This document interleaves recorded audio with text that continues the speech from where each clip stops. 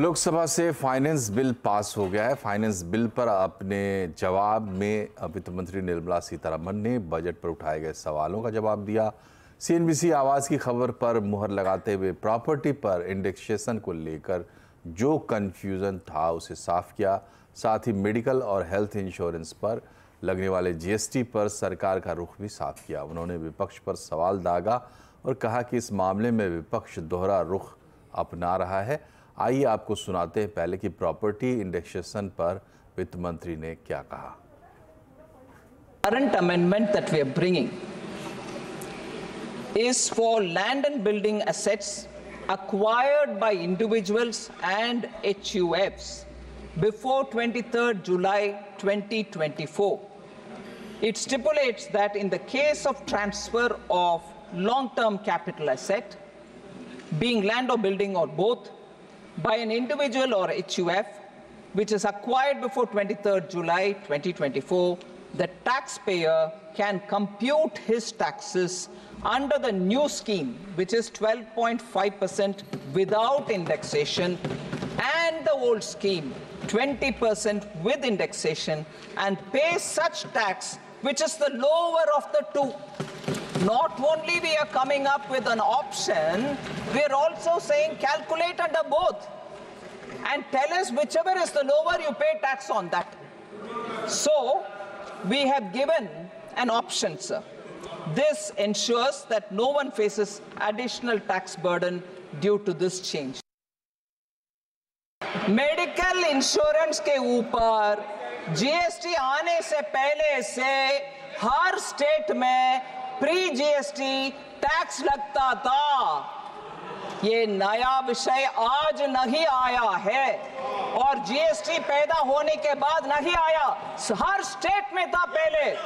आज आकर इधर प्रदर्शनी करने वाले हर एक से मैं पूछ रही हूं, आपके स्टेट में पहले बात की है क्या? उसको हटाओ, नहीं किए। हर स्टेट में था। जीएसटी आने के बाद हर जीएसटी से पहले जो कानून था स्टेट में, वो सब जीएसटी में भी आ गए। और दूसरा, अपने अपने वित्त मंत्री जी जो बैठते हैं जीएसटी काउंसिल में, उनको चिट्ठी लिखा? नहीं लिखा, मगर इधर प्रदर्शन करो। क्यों? जीएसटी में 2/3 भाग लेने वाले स्टेट से अपने अपने वित्त मंत्री को लेटर लिखे हैं क्या? नहीं लिखे, मगर इधर प्रदर्शनी करो, मोदी जी रेट कम करो। ये क्या डबल नाटक, ये नाटक क्या है? अब बात करते हैं लक्ष्मण रॉय से। लक्ष्मण जी, सबसे पहले तो आपको बधाई, इंडेक्सेशन वाली खबर पर मोहर लग गई है और क्या कुछ खास हुआ आज फाइनेंस बिल के जवाब में? देखिए, दरअसल आज फाइनेंस बिल के जवाब में वित्त मंत्री ने हर उन आरोपों का जवाब देने की कोशिश की जो फाइनेंस बिल पर चर्चा के दौरान विपक्षी पार्टियों ने उन पर लगाया था। सबसे पहली बात तो उन्होंने ये साफ कर दिया है कि फाइनेंस बिल के जरिए जो भी प्रावधान किए गए हैं टैक्स के नियमों में, इसका सीधा सा मकसद था कि निवेश का रास्ता बढ़ाया जाए, रोजगार के नए मौके पैदा हों और टैक्स की व्यवस्था को और ज़्यादा सरल किया जाए। खासतौर से कैपिटल गेंस टैक्स के मुद्दे पर उन्होंने कहा कि कैपिटल गेंस टैक्स में इंडेक्सेशन हटाने का मकसद किसी भी तरीके से रेवेन्यू जुटाना नहीं था। इसका सीधा सा मकसद था कैपिटल गेंस टैक्स की व्यवस्था में अलग अलग सेगमेंट में एक समानता लाई जाए, एक रूपता लाई जाए। जो सबसे ज़्यादा विवाद उठा था वो था आपको हेल्थ इंश्योरेंस और मेडिकल इंश्योरेंस पर जीएसटी को लेकर के। तो वहाँ पे वित्त मंत्री ने काफ़ी लंबा जवाब दिया और कोशिश ये की कि विपक्ष को कटघरे में लाया जाए। यहाँ पे वित्त मंत्री ने 3 ठोस दलीलें दी। पहली बात तो ये कि जीएसटी काउंसिल की बैठक में कभी किसी राज्य ने इस मुद्दे को नहीं उठाया। जिस राज्य को आपत्ति थी उसने अपने वित्त मंत्री को नहीं बोला। सिर्फ 3 बैठकें ऐसी थी जहां पे मामला उठ करके सामने आया था।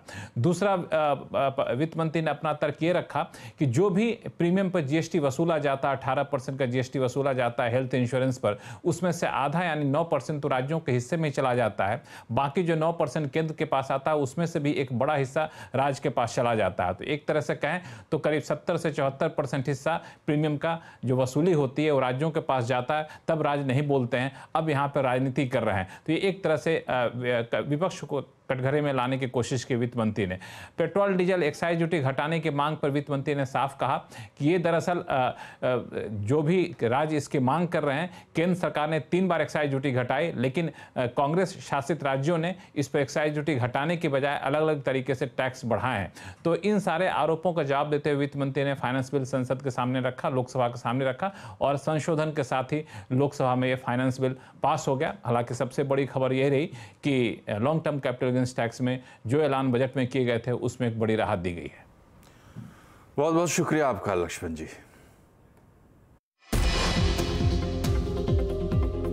फाइनेंस बिल जो अमेंडमेंट किया जाएगा, आज जब पेश किया जाएगा तो उसमें कई सारे अमेंडमेंट देखने को मिलेंगे। उसमें से एक अमेंडमेंट इस सेक्शन 112 में देखने को मिलेगा और उसमें दोनों तारीखों में बदलाव होने की संभावना है। इंडेक्सेशन बेनिफिट और 20% टैक्स दें या विदाउट इंडेक्सेशन बेनिफिट 12.5% टैक्स दें, क्या ये भी ऑप्शन है? और ये जो आपने बताया ये बिल्कुल विकल्प एक है। लक्ष्मण, आज सुबह सुबह आपने एक अपडेट दिया कि वो ग्रैंडफादरिंग की और डिटेल्स सामने निकल कर आएंगे। 2001 की तारीख को सरकार बदल सकती है और ये कह सकते हैं कि जिस दिन बजट पेश हुआ है यानी 23 जुलाई से जो खरीदी गई प्रॉपर्टी है सिर्फ उसी पे ये नई व्यवस्था लागू होगी। दूसरा विकल्प यह है कि सरकार जिस तरीके से इनकम टैक्स के ओल्ड रिजीम और न्यू रिजीम दोनों को बनाकर रखी हुई है, फिलहाल कुछ ऐसे ही व्यवस्था यहां भी कर दे कि दोनों व्यवस्थाएं यहां पे जारी रहेंगी। खबर आपको 12 घंटे पहले हमने आपको बताई थी, वो खबर पक्की हो गई और सरकार ने इस पर मुहर लगा दी है। ये बात कल लक्ष्मण ने ब्यूटीफुली एक्सप्लेन भी करी थी, यही होने वाला है और यही हुआ।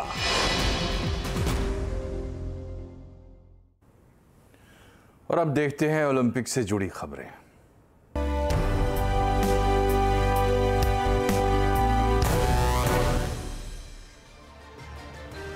पेरिस ओलंपिक से आज देश को एक बड़ा शॉक और बड़ी निराशा हाथ लगी। गोल्ड मेडल की दावेदार रेसलर विनेश फोगाट टूर्नामेंट से डिस्क्वालीफाई हो गई हैं।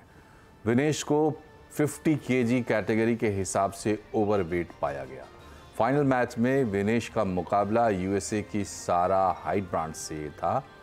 विनेश ओलंपिक के फाइनल्स तक पहुंचने वाली भारत की पहली महिला पहलवान बन चुकी थी। उनका सिल्वर मेडल तय था और वो गोल्ड की भी पक्की दावेदार मानी जा रही थी। विनेश ने टोक्यो ओलंपिक की गोल्ड मेडलिस्ट जापान की यूई सुसाकी को हराकर ओलंपिक के क्वार्टर फाइनल में जगह बनाई थी। क्वार्टर फाइनल में यूक्रेन की ओक्साना लिवाच को और सेमीफाइनल में क्यूबा की गुजमन लोपेज को हराया था।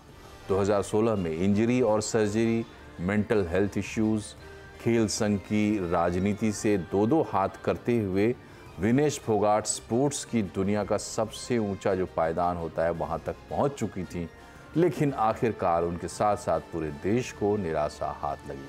ओलंपिक नियमों के मुताबिक 2 दिन चलने वाले इवेंट में दोनों दिन खिलाड़ी का वजन लिया जाता है।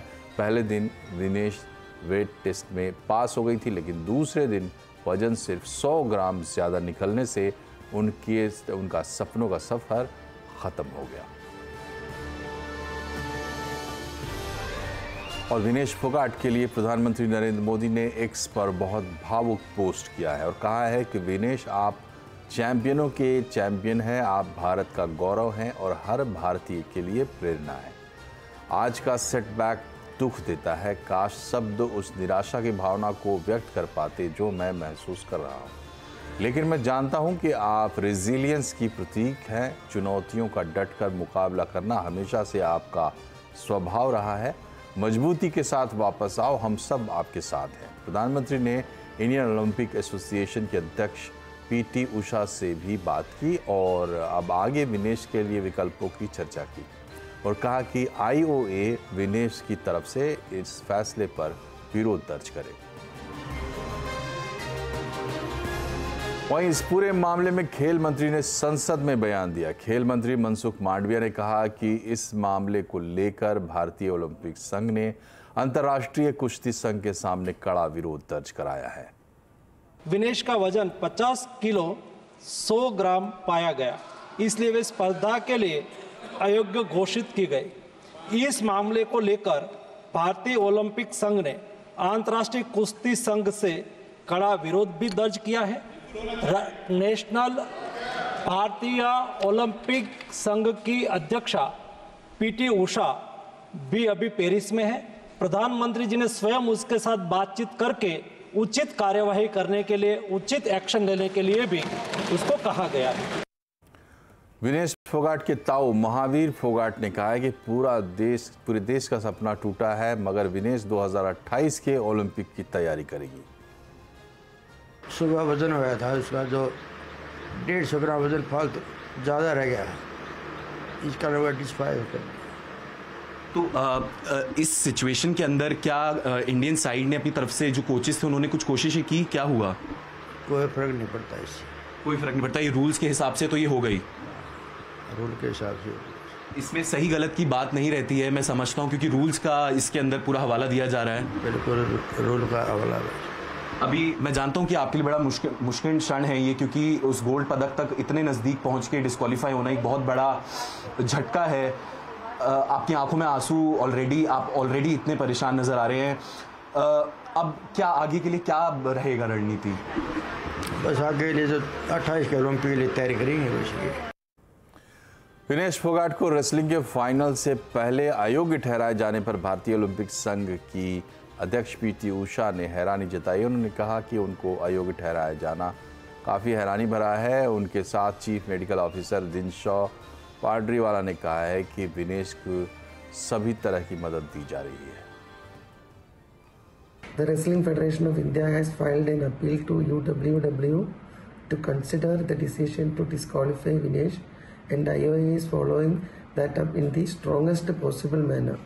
I am aware of the relentless effort made by Vinesh medical team led by Dr. Dinshaw Patiwala and the Chief Dimission Gagan Narang through the night to ensure that she could meet the competition requirements. The coach initiated the normal process of weight cut that he has always employed with Vinesh.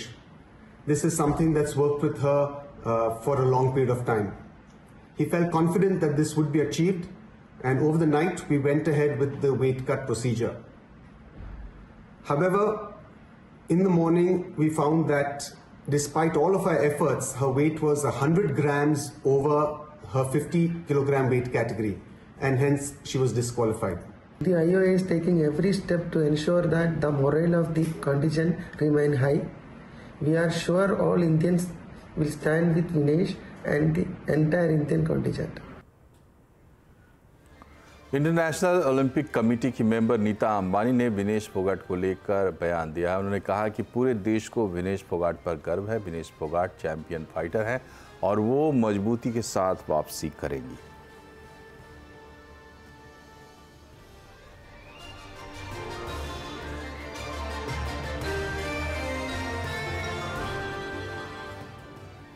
और अब बात करते हैं बांग्लादेश में मचे बवाल की।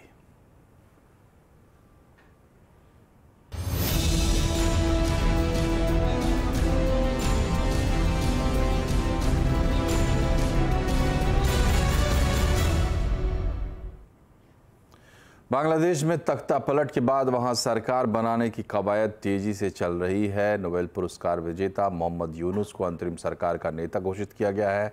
इधर भारत ने अपने गैर जरूरी स्टाफ को बांग्लादेश से निकालने की प्रक्रिया शुरू कर दी है। आज एयर इंडिया और इंडिगो की स्पेशल फ्लाइट से 400 से ज़्यादा लोगों को भारत लाया गया है। असीम मनचंदा आप बता रहे हैं रेस्क्यू का अपडेट। बांग्लादेश में हालात लगातार बेकाबू हो रहे हैं, लेकिन भारत का हाई कमीशन वहां पहले की तरह काम कर रहा है। इस बीच भारत ने अपने गैर जरूरी स्टाफ को बांग्लादेश से निकालने की शुरुआत कर दी है। आज इंडिगो और एयर इंडिया ने 2 स्पेशल फ्लाइट चलाई। इन स्पेशल फ्लाइट के जरिए 400 से ज्यादा लोगों को भारत में लेकर के आया गया। यहाँ पर उनको सुरक्षित जगहों पर पहुंचाया गया। शेख हसीना भी सोमवार को भारत में पहुंच गई थी। अभी वो फिलहाल सेफ हाउस में है। यूके से उन्होंने शरण मांगी है, लेकिन जो मेरे सूत्र बता रहे हैं कि टेक्निकल कारणों की वजह से अभी तक यूके ने उनको शरण नहीं दी है। इस बीच वो दूसरे देशों के अंदर भी शरण लेने की संभावनाएं तलाश रही है। तो जब तक उनको शरण नहीं मिलती है तब तक वो भारत के सेफ हाउस के अंदर रहेंगी और भारत लगातार अपने जितने भी वहां पर गैर जरूरी स्टाफ है बांग्लादेश के अंदर उसको निकालने का काम लगातार करता रहेगा जब तक कि हालात सामान्य नहीं हो जाते। बांग्लादेश के हालात और हिंदुओं पर हमले को लेकर यूपी के मुख्यमंत्री योगी आदित्यनाथ ने बड़ा बयान दिया है। उन्होंने कहा कि चुन चुनकर हिंदुओं को निशाना बनाया जा रहा है, मंदिर तोड़े जा रहे हैं। योगी ने कहा कि सनातन धर्म पर आने वाले संकट के लिए एकजुट होकर लड़ने की जरूरत है। आज भारत के तमाम पड़ोसी चल रहे हैं, मंदिर तोड़े जा रहे हैं, चुन चुन करके हिंदुओं को निशाना बनाया जा रहा है, और तब भी हम इतिहास की उन परतों को ढूंढने का प्रयास नहीं कर रहे हैं कि इस प्रकार की दुर्भाग्यपूर्ण स्थिति क्यों वहां पर पैदा हुई है। सनातन धर्म पर आने वाले संकट के लिए फिर से एकजुट होकर के कार्य किए जाने की आवश्यकता है। इसके लिए एकजुट होकर के लड़ने की आवश्यकता। बांग्लादेश हिंसा पर उद्धव ठाकरे का भी बयान सामने आया है। उद्धव ठाकरे ने कहा है कि बांग्लादेश में हिंदुओं को अत्याचार से बचाने की जिम्मेदारी मोदी सरकार पर है। उद्धव ठाकरे ने कहा कि इंदिरा गांधी ने बांग्लादेश को आज़ादी दिलाई थी, लेकिन बांग्लादेश के हिंदुओं की जिम्मेदारी मोदी की है। बांग्लादेश में हिंदुओं के ऊपर जो अत्याचार हो रहे हैं तो उनकी रक्षा करने की जिम्मेदारी अपने केंद्र सरकार की है, मोदी जी की है। तो मणिपुर तो नहीं जा रहे, तो मोदी जी और अमित शाह जी बांग्लादेश अगर जा सकते हैं तो जाना चाहिए, अन्यथा वहाँ जो हिंदुओं के ऊपर अत्याचार हो रहे हैं उनको रोकना और वहाँ के हिंदुओं की रक्षा करना मोदी जी का काम है, केंद्र सरकार का काम है, हिंदुस्तान सरकार का काम है। इसी हिंदुस्तान सरकार में इंदिरा जी ने बांग्लादेश को आज़ादी दिलाई थी, और उसी बांग्लादेश में अगर हिंदुओं के ऊपर अत्याचार हो रहे हैं तो उनको रोकना भी पूरा काम या पूरी जिम्मेदारी हिंदुस्तान के प्रधानमंत्री की है।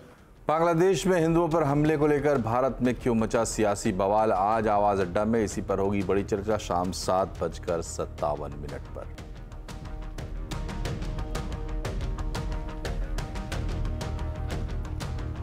बांग्लादेश में तख्ता पलट से एक्सपोर्ट सेक्टर में अनिश्चितता का माहौल है। भारत से ज्यादातर पेट्रोलियम प्रोडक्ट्स, ऑटो, स्टील और कॉटन जैसे प्रोडक्ट बांग्लादेश एक्सपोर्ट होते हैं। एक्सपर्ट्स मानते हैं कि बांग्लादेश में व्यापार का संकट ज्यादा दिन नहीं चलेगा। बांग्लादेश में राजनीतिक अस्थिरता की वजह से इंपोर्ट एक्सपोर्ट कारोबार पर असर पड़ रहा है। साथ ही इंटरनेट ठप होने की वजह से बैंकिंग और पेमेंट चैनल पर भी असर पड़ा है। लेकिन Federation of Indian export organisation के मुताबिक बांग्लादेश में हालात 1 से 2 हफ्ते में सामान्य होने के आसार हैं। द्विपक्षीय कारोबार पर लंबे समय तक असर होने की आशंका नहीं है। देखिए, बांग्लादेश में पिछले 15 दिनों से हमने देखा था कि ट्रेड का डिसरप्शन हुआ है और उससे थोड़ा बहुत हमारा एक्सपोर्ट प्रभावित हुआ है, क्योंकि खाली ना क्लियरेंस में, बेसिकली ट्रांसपोर्टेशन में ये चैलेंजेस आए हैं। तो ये एक ट्रांजिशन पीरियड है। अभी सिचुएशन वहाँ काफ़ी फ्लूइड है, लेकिन हमें लगता है कि जल्दी वहाँ सिचुएशन नॉर्मलाइज होगी और ये ट्रेड जो हमारा वो पहले की तरह चलता रहेगा। भारत समेत दुनिया की कई बड़ी कंपनियों का बांग्लादेश की गारमेंट इंडस्ट्री में बड़ा निवेश है। भारत से बांग्लादेश को हर साल जो एक्सपोर्ट होता है उसमें $2.1 बिलियन के पेट्रोलियम प्रोडक्ट्स, $2.1 बिलियन के कॉटन, $733 मिलियन का कैटल फीड, $594 मिलियन के रेलवे, ट्रामवे, ऑटो, $55.4 बिलियन की मशीनरी, न्यूक्लियर रिएक्टर और बॉयलर शामिल हैं। इसके अलावा स्टील, चाय, कॉफी, मसाले और बहुत सारी खाद्य सामग्री का एक्सपोर्ट भी होता है। एक्सपर्ट्स मानते हैं कि सप्लाई चेन में दिक्कत बांग्लादेश के आर्थिक हित में नहीं है।